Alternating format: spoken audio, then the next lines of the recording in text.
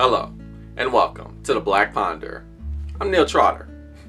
Today, we're going to be talking about a book that I've received the most recommendations to read, discuss, talk about, not only from people on the internet, via YouTube comments or messages or what have you, but also just personally, face to face. People have told me, look, Neil, I know what you're into. You like philosophy, you like religious studies, you like delving into deep concepts. You should read this book. This book, I think it'll be right up your alley. And for all those people who did that gave me this recommendation, you definitely hit the nail right on the head. This is definitely one of the best books I've ever read. Personally, I love this book. And that book is Cloud Atlas by David Mitchell. For those who haven't read this book, it's a collection of short stories. But that's not all of what it is, because if that's only what it was, it wouldn't really be that good. That's because the short stories by themselves aren't really that unique, and they're honestly not that mind-blowing. We've seen these kinds of stories before, but what's mind-blowing about this book is the way these short stories are interwoven together, how they're connected. These stories and the characters in these stories are very different from each other. Different time frames, different personalities, different dialects, different accents, different cultures, different ways of life. But at the same time, David Mitchell is able to connect these stories together in a profound way. And when you start noticing the connections between these short stories, and all of these short stories are all connected, when you start to notice that, despite all the differences, it's mind-blowing. That's what makes this book really good. The best part about how these stories are written in a way that's connected is that connection highlights very profoundly the themes of this book. And the themes of this book are what make it very interesting to me. You could take a whole Eastern philosophy view of what this book is about. Definitely we got some reincarnation going on in this book, if you can take it that way if you want. But the way I saw it, and there are definitely very obvious hints to this, to me there's two major themes in this book, and they're very Nietzschean. They revolve around the concepts that were developed by Friedrich Nietzsche. The will to power concept and the eternal recurrence concept. So the first theme that I saw was people's drive to power, their will to power, how it can ultimately lead to humanity's destruction if it's not kept in check. Now, the will to power can also lead to great things, great achievements, but when left unchecked, it can most certainly lead to humanity's downfall. That's one theme.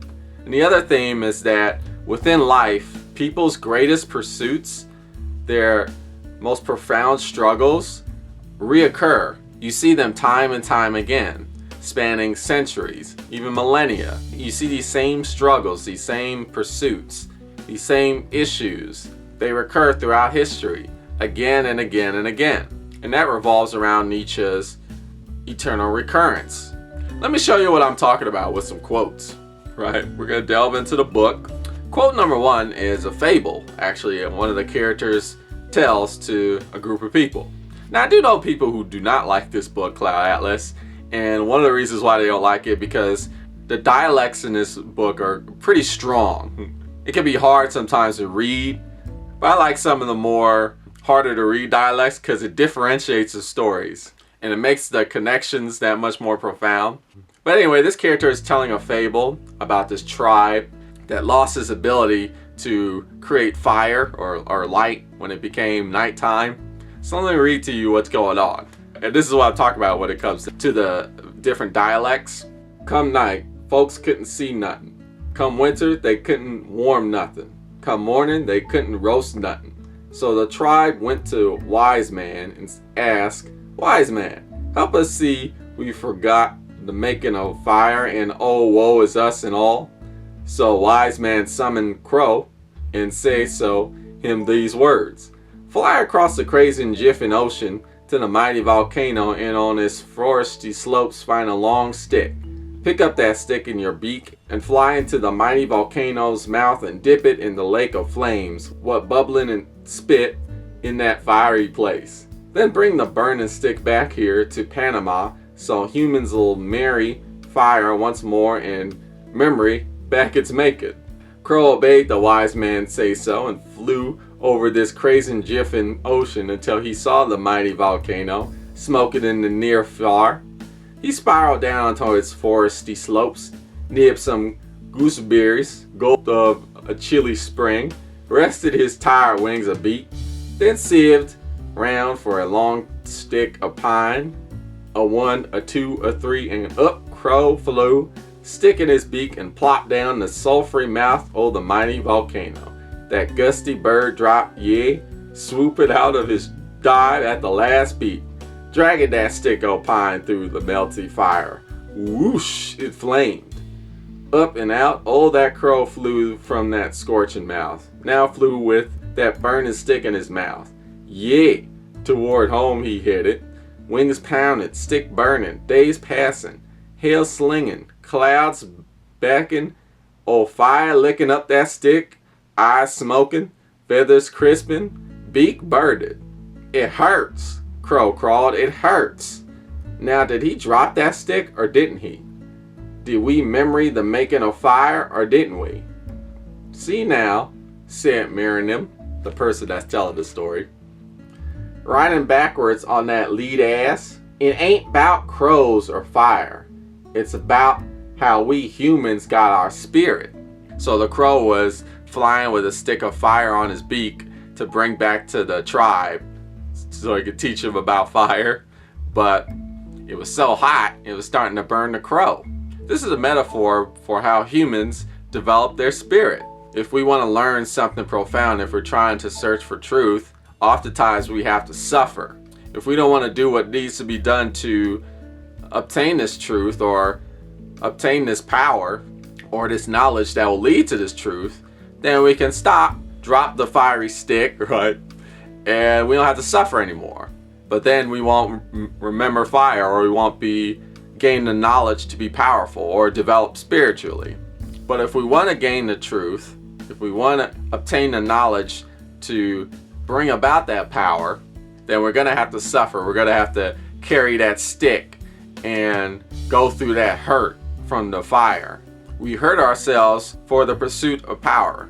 We suffer for the development of our spirit. Let me share with you another quote. It's from another character from another story. And this character is talking to an associate of his about this past war that happened and how, maybe another war is coming. That's what the main character of the story brings up. Maybe another war might be coming. We better be careful. And the associate, here's what he says. Another war is always coming. They are never properly extinguished. What sparks wars? The will to power, the backbone of human nature. The threat of violence, the fear of violence, or actual violence is the instrument of this dreadful will. You can see the will to power in bedrooms, kitchens, factories, unions, in the borders of states. Listen to this and remember it.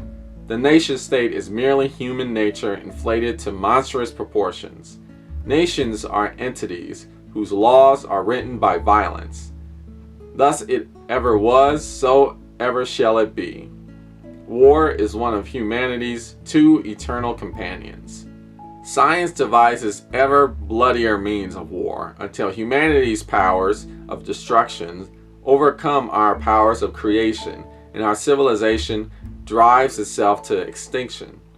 Our will to power, our science, and those very faculties that elevated us from apes to savages to modern man are the same faculties that'll snuff out Homo sapiens before this century is out. It's this idea that people's drive toward gaining power is everywhere. It's all over the place. It's even expressed through war. This is when the drive gets out of hand. People want too much power. They can't get enough of it. Their drive just continues to push them toward more and more power. And people are no longer just trying to get power for sustainability. They're trying to get power just to appease this drive that seems to never ending and ultimately is leading toward destruction. There's also a hint of the whole eternal recurrence theme, because as the character says, there's always another war. War constantly reoccurs because man's will to power continues to be a driving force in humanity. So that issue that man struggles with, having this will of power become out of hand and then leading toward destruction, this is a constant issue that keeps reoccurring throughout human history. Let me read you this other quote.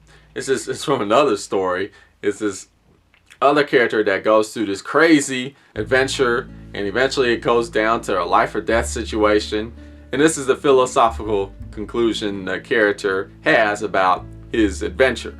Scholars discern motions in history and formulate these motions into rules that govern the rises and falls of civilizations. My belief runs contrary, however. To wit, history admits no rules, only outcomes. What precipitates outcomes? Vicious acts and virtuous acts. What precipitates acts? Belief. Life is what you believe it to be, is what this character comes to the conclusion of. Belief is both prize and battlefield, within the mind and in the mind's mirror, the world. If we believe humanity is a ladder of tribes, a coliseum of confrontation, exploitation, and bestiality, such a humanity is surely brought into being. But if we believe that humanity may transcend tooth and claw, if we believe races and creeds can share this world as peaceably as the orphans share their candle nut tree, if we believe leaders must be just, violence muzzled, power accountable, and the riches of the earth and its oceans shared equitably, such a world will come to pass. Then he brings up this issue. I am not deceived. It is the hardest of worlds to make real. Torturous advances won over generations can be lost by a single stroke of a myopic president's pen or a vainglorious general's sword. Then he starts imagining when he gets home and he tells his loved ones about this revelation, what his loved ones' response will be. He imagines their response will be, yeah, sure, that's all nice and well, and yeah, if you believe in the good of the world, sure, you want to fight for that, but come on now. I mean, that's really hard to do. People fight for the good of the world all the time, and then they get snuffed out, destroyed, and persecuted, all types of things. In a way, it's kind of a waste of time to even think like that. He who would do battle with the many-headed hydra of human nature must pay a world of pain, and his family must pay it along with him. And only as you gasp your dying breath shall you understand your life amounted to no more than one drop in a limitless ocean. This is what he imagines their response will be. Then he finally concludes, yet, what is any ocean but a multitude of drops? We do tend to look at the world and all of its problems like a vast ocean. What could I possibly do? I'm one person. I'm personally picturing it now since I live in the San Francisco Bay Area. I can look out into the Pacific Ocean and I can imagine that vastness. And it's very easy to compare all of the world's problems with that vastness. And you think, like, well, how can you possibly even think of trying to combat against that? But what is an ocean, right? What is an ocean? Just a body of water. A body of water is just a collection of drops. It's a collection of individuals. And each little drop of water within that ocean contributes to that ocean. Each drop does make a difference. Your actions do make a difference. And the Cloud Atlas kind of shows this through the will to power and through eternal recurrence. The will to power is not necessarily bad, because you can use the will to power to drive you toward making positive change. That drive is constant. It's eternally reoccurring. And in Cloud Atlas, you're constantly seeing people trying to stand up against the man, the government, the corporation, or the powers that be, or whatever. And they end up going through a lot of pain and heartache and suffering. But it shows their efforts permeate throughout history. Characters in the other stories of the book experience the ripple effect of the other characters and their struggles to fight for good, and they feed off of that. And what's interesting about Cloud Atlas is that it's not just the characters from the future benefiting from the actions of the characters from the past, from those past stories. It's also these past stories and they're benefiting off of the actions of these characters from the future. That's where it gets kind of crazy.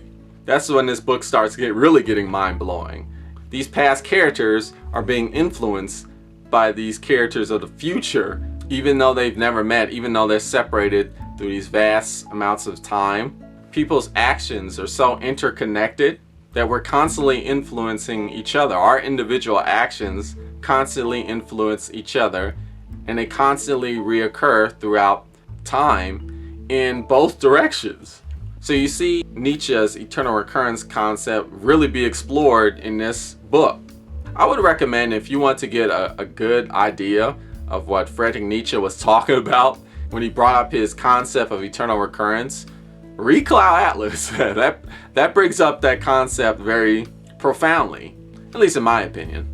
This is a great book. I really enjoyed it a lot. I do know people who do not like this book. I do know some people like that, but I also know people who Cloud Atlas is their favorite book of all time. I know Cloud Atlas is considered a modern classic now, and I guess it was a finalist for the Man Booker Prize, so it has its accolades.